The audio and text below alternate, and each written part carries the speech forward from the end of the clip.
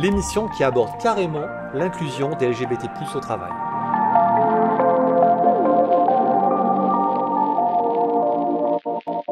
Bonjour, je m'appelle Alain Gavant, je suis responsable de l'Observatoire de l'Autre Cercle et je suis très heureux d'introduire cette émission carrément que vous retrouverez à la fois en vidéo et en podcast avec un seul objectif, c'est de faire bouger les lignes de l'inclusion des personnes LGBT+ au travail. C'est d'ailleurs la mission principale de l'association L'Autre Cercle. Un ton carrément engagé. Au cours de cette émission, vous allez découvrir les résultats de la 3e édition du baromètre LGBT+, L'Autre Cercle IFOP. J'ai moi-même été à l'origine de ce baromètre en 2017. Et pourquoi donc ce baromètre? Parce qu'il n'existait rien jusqu'alors, et il est important de prendre le pouls de la situation des personnes LGBT+, dans le monde du travail, à la fois auprès des personnes LGBT+, et également auprès des personnes qui ne le sont pas. Alors 5 ans après, que nous dit ce baromètre? Est-ce que la situation des personnes LGBT+ s'est améliorée? Notre expert, Frédéric Dabi de l'IFOP, va nous livrer son analyse et les chiffres clés de ce baromètre. Réaction ensuite d'une personne LGBT+, Valérie Allouin, du groupe Renault, en tant que personne LGBT+. Heureusement, de nombreuses entreprises s'engagent sur cette thématique. Nous aurons le plaisir d'accueillir la directrice diversité et inclusion du groupe Orange qui nous apportera son regard sur le sujet. Allez, on y va!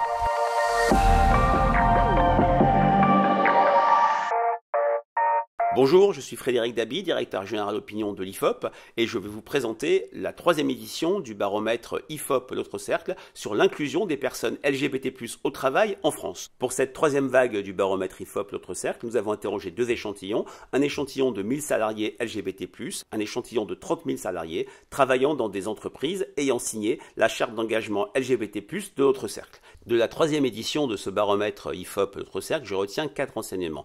Premier enseignement, la visibilité des personnes LGBT+ ne progresse pas. L'évolution culturelle est lente, les choses ne bougent guère. Une personne sur 2 de l'échantillon national de salariés est invisible dans son entreprise. 6 sur 10 sont invisibles auprès de leurs supérieurs hiérarchiques. Mais un élément encourageant, quand on est salarié d'une entreprise signataire de la charte LGBT+ d'engagement de L'Autre Cercle, on est beaucoup plus visible, quasiment 2/3 le sont. On voit très bien que la charte d'engagement a un impact positif sur la visibilité de ces personnes dans leurs entreprises. Deuxième enseignement de ce sondage, les discriminations anti-LGBT repartent à la hausse. 3 personnes sur 10 déclarent avoir vécu au moins une agression anti-LGBT dans leur organisation. C'est 4 points de plus par rapport à 2020 et cette évolution négative confirme beaucoup d'enquêtes de l'IFOP où les discriminations faites aux femmes, faites aux Français d'origine étrangère, vécues par les Français de confession et de culture juive repartent à la hausse.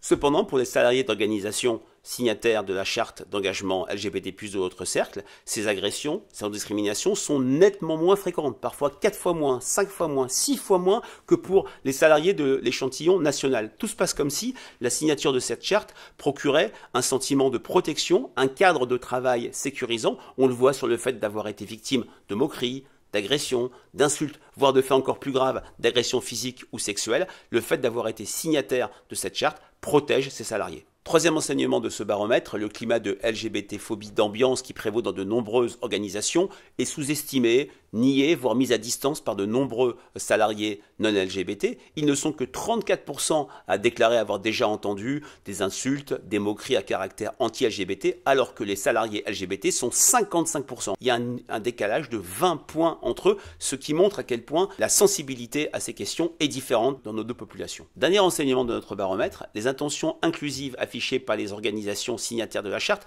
ne reflètent pas complètement les réalités de terrain. D'un côté, des évolutions encourageantes, un soutien massif à la signature de la charte. 83% des salariés de ces organisations soutiennent le fait que leur entreprise signe la charte d'engagement. 91% considèrent leur organisation comme une organisation LGBT friendly. Dernier point, même dans ces organisations signataires de la charte d'engagement, le silence reste trop présent. 4 salariés sur 10 ayant été victimes d'agressions physiques ou sexuelles, ayant éprouvé dans leur chair des propos désobligeants, des insultes, gardent le silence dans ces organisations. En conclusion, on voit bien à la lumière de cette 3e édition du baromètre IFOP L'Autre Cercle comme les choses progressent, mais progressent lentement. Et dans ce cadre-là, on voit que travailler dans une organisation, une entreprise signataire de la charte LGBT+ de l'autre cercle constitue un plus, constitue une protection.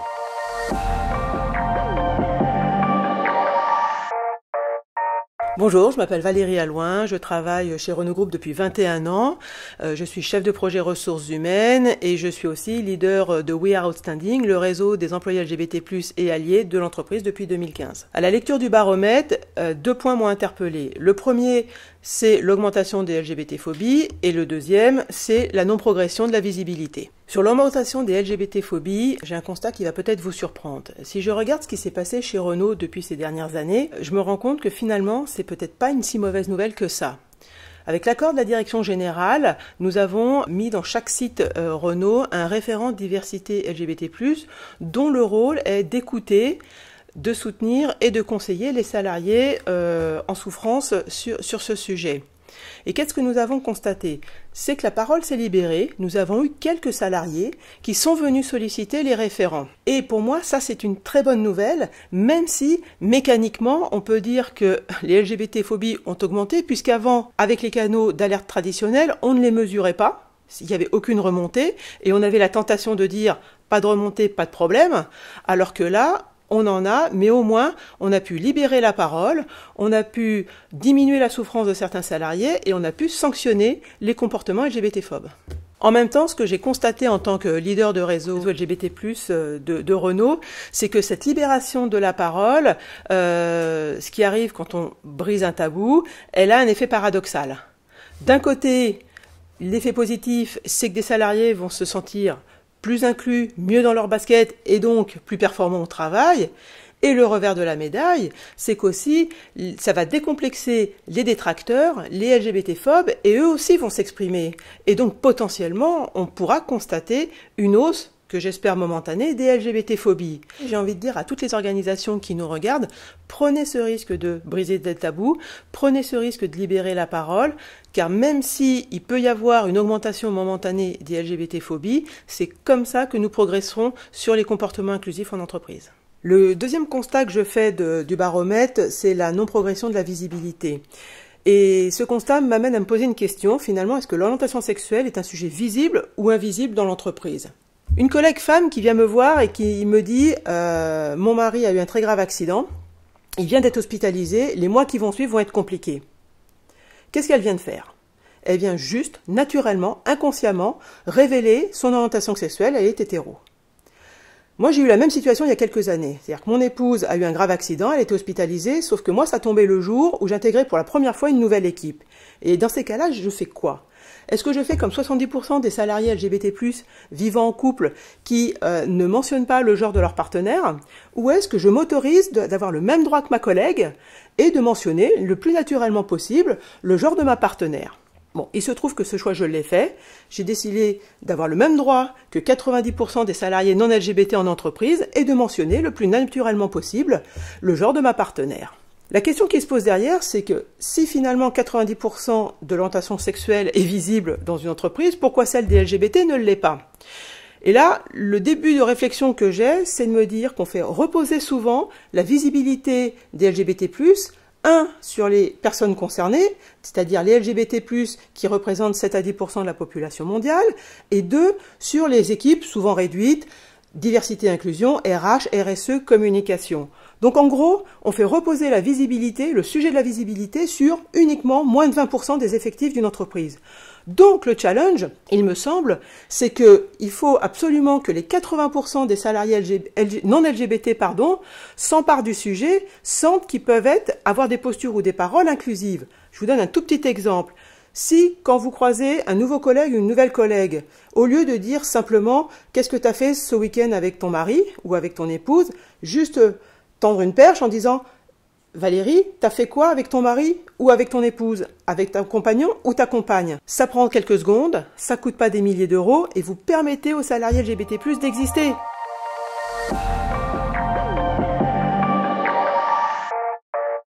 Bonjour, je suis Delphine Pouponneau, directrice diversité et inclusion pour le groupe Orange. Orange est engagé depuis de nombreuses années pour l'inclusion des personnes LGBT.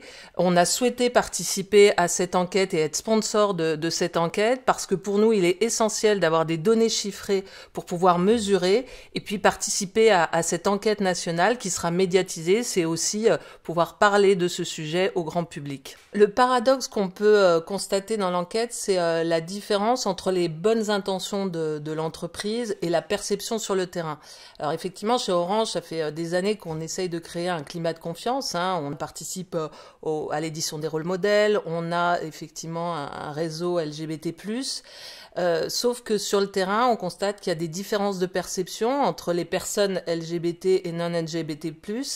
Et notamment, on peut constater que 55% des personnes LGBT considèrent avoir entendu des propos LGBT-phobes dans leur entreprise, contre 34% des personnes non LGBT. Donc on voit bien qu'il y a encore du travail à faire et probablement libérer la parole pour effectivement mettre en visibilité ces différences de perception. Un des leviers principaux relevés dans l'enquête, c'est le climat de confiance dans l'entreprise pour permettre aux personnes LGBT+, de se rendre visibles.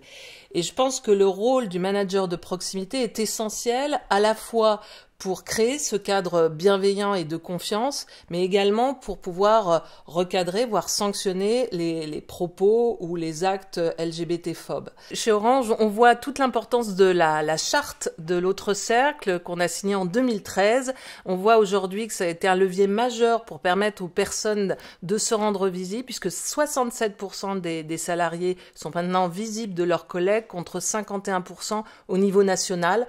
Donc là encore, un rôle important que joue cette charte et aussi tout le travail qu'on fait avec notre réseau LGBT+, Mobilise-nous. Je suis persuadée qu'un des points sur lesquels on doit encore progresser, c'est le travail avec les alliés. L'objectif, ce serait de créer une communauté d'alliés, donc de personnes non LGBT, qui souhaitent être formées et s'exprimer pour plus d'égalité des personnes LGBT+.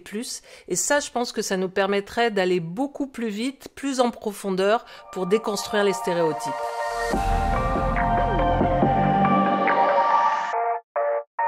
Alors, l'inclusion des personnes LGBT+, un non-sujet? Absolument pas. Tout comme moi, vous avez pu constater la réalité des discriminations. Tout comme moi, vous avez pu constater la réalité des LGBT-phobies et la non-visibilité encore majoritaire des personnes LGBT+, au travail. Aujourd'hui, une cinquantaine d'entreprises sont dans le dispositif Baromètre. C'est une très bonne nouvelle. Pourquoi? Cela signifie que les entreprises sont bien dans une démarche d'amélioration continue et de mesure de ces progrès. Et pour progresser, l'autre cercle est à vos côtés.